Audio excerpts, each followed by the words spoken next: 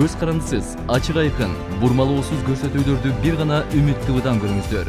Үмүт ТВ эл кызматында.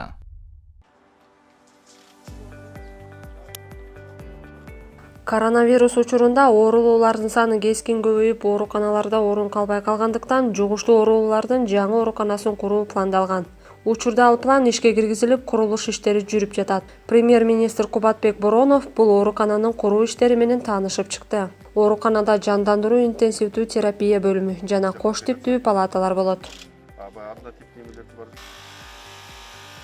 Курулуп жаткан оорукананын коридорунан адамдар бири-бири менен байланышта болбош үчүн ар бир палатадан өзүнчө чыга турган жол болот. Дарылоо жүргүзүлө турган бардык палаталар жана бөлмөлөр керектүү медициналык жабдуулар менен камсыздалып, санитардык эпидемиологиялык нормаларга жооп берет. Бүгүнкү күндө республика заманбап жабдылган жаңы инфекциялык ооруканага иштеп жаткан мекемелерди реконструкциялоого муктаж. Медициналык адистердин коронавирус инфекциясынын экинчи толкунунун ыктымалдыгы тууралуу божомолун эске алуу менен өкмөт тарабынан курулуштагы тез тургузулуучу ыкмаларды пайдалануу чечими кабыл алынды.